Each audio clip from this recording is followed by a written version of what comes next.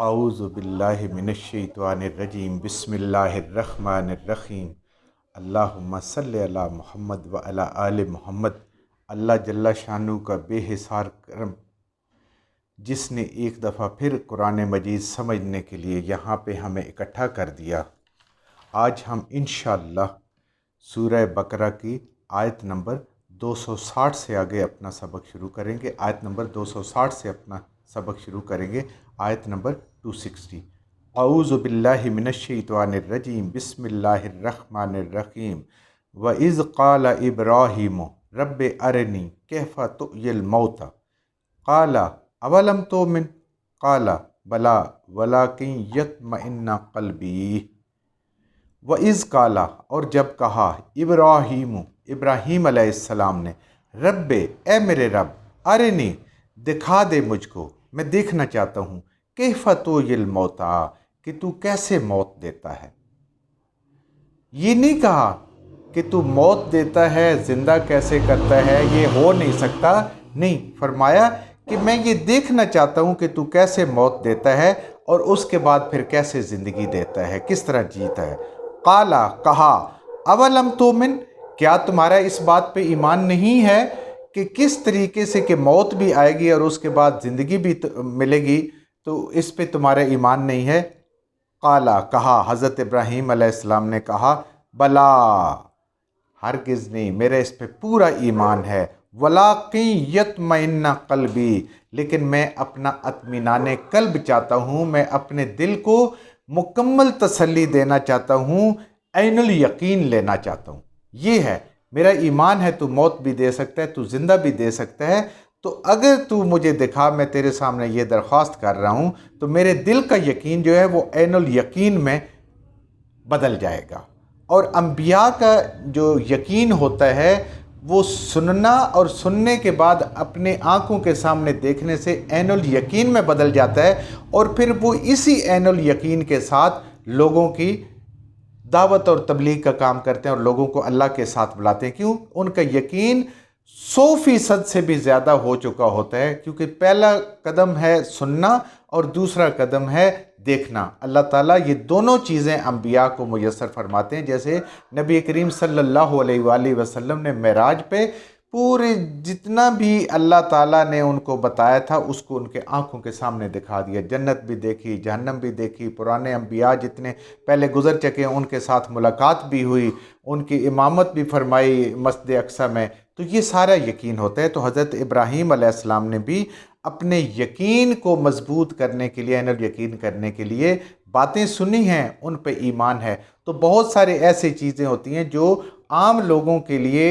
جو امت ہوتی ہے اس کے لیے وہ غائب ہوتی ہے، غائب کی چیزیں ہوتی ہیں، لیکن اللہ اپنے انبیاء کو وہ سامنے دکھا دیتے ہیں تاکہ ان کے اندر وہ عین الیقین پیدا ہو جائے، تاکہ وہ پورے اطمینان قلب کے ساتھ لوگوں کو دعوت کی طرف بلا سکیں۔ تو یہ یقین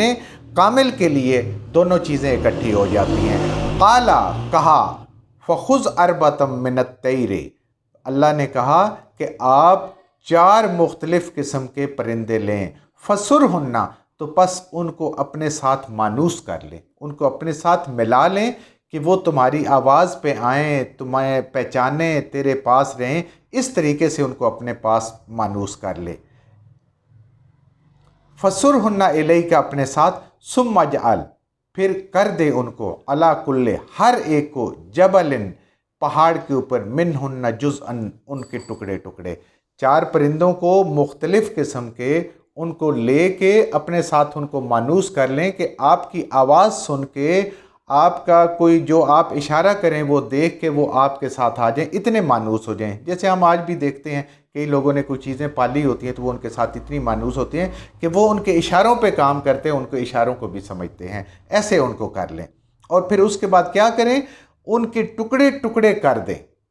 ان کے سر الگ، دھڑ الگ، پر الگ، پاؤں الگ، ساری چیزیں ٹکڑے ٹکڑے ان کی کر دیں اور ان کو آپس میں ملا دیں، اور ملانے کے بعد پہاڑ کے مختلف جو ہر ایک پہاڑ پہ، کہتے ہیں مفسرین کی وہاں 4 پہاڑ تھے، ان کی چوٹی پہ ان کا مکس کیا ہوا جو گوشت تھا یا قیمہ تھا اس کو ایسے ہی 4 پہاڑوں کے اوپر جا کے رکھ دیں۔ ثم پھر ادعوہنہ، بلائیں ان کو پکاریں، وہی آواز جس پہ مانوس تھے اور آپ کی آواز سن کے وہ آتے تھے، تو آپ ان کو پکاریں، آپ ان کو بلائیں اسی آواز میں، یأتینک سعیا، آئیں گے وہ آپ کے پاس دوڑتے ہوئے، جیسے وہ زندہ تھے اس موت سے پہلے، ذبح ہونے سے پہلے، ٹکڑے ٹکڑے ہونے سے پہلے، جس طریقے سے وہ آپ کی بات پہ آتے تھے، ایسے ہی وہ اب بھی آئیں گے، زندہ ہو کے دوبارہ آپ کے پاس دوڑتے ہوئے آپ کے پاس آ جائیں گے۔ وَعْلَمْ، اور جان لیں گے آپ، دیکھ لیں گے آپ کو اس کا علم الیقین حاصل ہو جائے گا، ان اللہ، یہ کہ اللہ عزیز حکیم، وہ ہر کام کرنے پہ غالب ہے، کوئی کام اس کے لیے نہ مشکل ہے نہ ممکن، والا تو لفظ ہی جو ہے شاید غلط ہو جائے گا، کوئی کام اس کے لیے مشکل نہیں ہے، اور اس کے ہر کام میں حکمت ہے، یہ کام کرنا بھی حکمت تھا۔ اب ایک آواز پہ وہ 4 پرندے جو ایک ایک ٹکڑا ان کا چھوٹا چھوٹا بنا کے ان کو مکس کر دیا گیا، وہ آئے، تو یہاں سے ہمیں یہ بھی یقین ملتا ہے کہ قیامت والے دن جب ایک سور پھونکا جائے گا ایک آواز پہ، پوری دنیا ختم ہو جائے گی، زمین آسمان کی مخلوق آگے انشاءاللہ ہم قرآن میں پڑھیں گے، سارے کے سارے جو ہے وہ مر جائیں گے، سوائے چند مقرب فرشتوں کو، جن کو بعد میں موت ان کو بھی آنی ہے، وہ بھی آ جائے گی۔ اور اسی طریقے سے پھر ایک آواز پہ پوری کی پوری انسانیت، حضرت آدم علیہ السلام سے لے کر دنیا کے آخری انسان تک جو پیدا ہوا دنیا میں، وہ اسی طریقے سے ایک آواز پہ اٹھ جائے گا۔ تو یہ وہ ایک آواز بھی اللہ نے ہمیں سمجھا دی اس آیت میں، کہ اس ایک آواز سے یہ سارے کام ہوتے ہیں، کیونکہ پیچھے رب کا حکم میں شامل ہے، اصل چیز نہ وہ آواز ہے نہ کوئی اور ہے، وہ میرے اللہ کا حکم ہے جس نے پورا ہونا ہے اور ہر حال میں ہونا ہے۔ مثل الذین ینفقون اموالہم، مثال ان لوگوں کی جو خرچ کرتے ہیں اپنے مالوں کو، فی سبیل اللہ، اللہ کے راستے میں۔ اب اللہ وہ مثال بیان فرما رہے ہیں کہ ایسے لوگ جو اپنا مال جو محنت سے کماتے ہیں، اپنا رزق حلال اس میں سے فی سبیل اللہ، اللہ کے راستے میں خرچ کرتے ہیں، یعنی فی سبیل اللہ جس کے اندر کوئی ریاکاری نہیں ہوتی، اور وہ کوئی خراب چیز اللہ کے راستے میں نہیں دیتے، جو ان کے پاس بہترین چیز ہوتی ہے وہ اللہ کے راستے میں خرچ کریں گے۔ آگے انشاءاللہ جب چوتھا پارہ شروع ہوگا تو اس کی پہلی آیت یہ ہے کہ اللہ کے راستے میں بہترین چیز جو سب سے تمہیں اچھی پسندیدہ چیز لگتی ہے وہ اللہ کے راستے میں خرچ کریں۔ تو اللہ کے راستے میں یہ خرچ کرتے ہیں، اپنے مال کو خالص نیت کے ساتھ خرچ کرتے ہیں، تو کیا ہے؟ کمثل، اس کی مثال ایسے ہی ہے، حبتن، ایک دانے کی، کہ انسان نے جو مال خرچ کیا اس کی مثال ایک دانے کی ہے، کہ وہ ایک دانہ ہے، انبتت،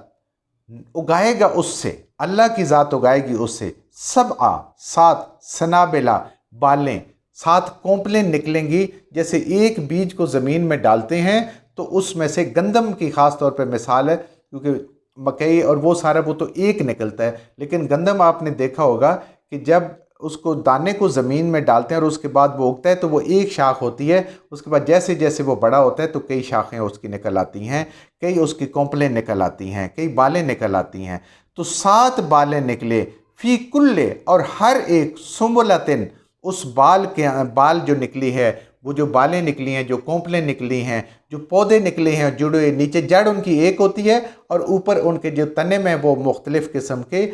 نکل آتی ہیں، 7 نکل آتی ہیں، اللہ 7 کی مثال دے رہا ہے، مئاتن حبتن، اور ہر ایک جو اس کونپل کے اوپر، اس بالی کے اوپر سٹا لگے گا، اس کے اندر 100 دانے ہوں گے۔ ایک دانے سے اللہ رب العزت نے کتنے دانے بنا دیے؟ 7 کونپلیں نکال کے ہر کونپل پہ 100 دانے، 700۔ یہ ہے خلوص کے ساتھ حلال مال اللہ کے راستے میں خرچ کرنا، خواہ وہ کسی انسان کی ضرورت پہ خرچ کرنا ہے، دین کے غلبے کے لیے خرچ کرنا ہے، اپنے کسی عزیز رشتہ دار جو سمجھتے ہیں کہ جس کو مدد کی ضرورت ہے اس کے لیے خرچ کرنا ہے، اس کی دلجوئی کے لیے خرچ کرنا ہے۔ آگے خرچ کی بڑی تفصیلات اللہ ہمیں اسی قرآن کے ذریعے سے سکھائیں گے۔ جو بھی خرچ کرتا ہے مگر اس کا بدلہ وہ صرف اور صرف اللہ سے لینا چاہتا ہے، کسی اور سے نہیں لینا چاہتا، اور اس میں کوئی ریاکاری، کوئی دکھلاوا، کوئی ایسی چیز نہیں ہوتی، نہ نمود و نمائش ہوتی ہے، تو اللہ اس مال کو ایسے بڑھا دیتے ہیں کہ ایک دانے سے 7 بالی، اور 7 بالی میں 700 دانے، یعنی 1 روپیہ خرچ کیا ہوا اللہ کے راستے میں اس خلوص کے ساتھ، اس نیت کے ساتھ، 700 روپوں کے برابر ہے۔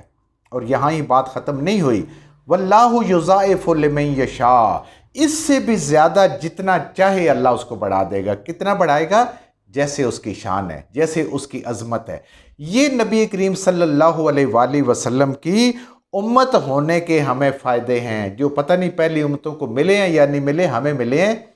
کہ ایک نیکی کر کے، 1 روپے اللہ کے راستے میں خرچ کر کے، 1 منٹ اللہ کے راستے میں خرچ کر کے، 1 قدم اللہ کے راستے میں چل کے انسان اس دین کی خدمت کر کے تو کتنا اجر پاتا ہے، اس کا آپ اس سے اندازہ کر لیں۔ یہ نہیں ہے کہ ہم نبی کریم صلی اللہ علیہ وسلم کی امت ہیں اور ہم اعمال سے ہٹ جائیں، ہم کوئی اعمال بھی کرنے کے لیے تیار نہ ہو اور صرف اس پہ بخشش ہوگی، نہیں، صرف عمل تھوڑا سا ہوگا، اللہ کی ذات بے حساب عطا فرمائے گی۔ بس بات یہ ہے نبی کریم صلی اللہ علیہ وسلم، اور واللہ یضاعف لمن یشاء، حد ہی نہیں ہے۔ اللہ کی جیسے شان ہے، جیسے عظمت ہے، وہ انسان گن نہیں سکتا کہ کتنا اس کو بڑھائے گا، وہ اپنی شان کے لائق بڑھائے گا، جو انسان کے تصور اور سوچ اور اس کی عقل میں اور اس کے علم میں نہیں آ سکتا ہے۔ واللہ واسع علیم، اور اللہ کی ذات بہت وسیع ہے، اس کے خزانے بہت وسیع ہیں۔ نبی کریم صلی اللہ علیہ وآلہ وسلم کے ایک فرمان ہے نا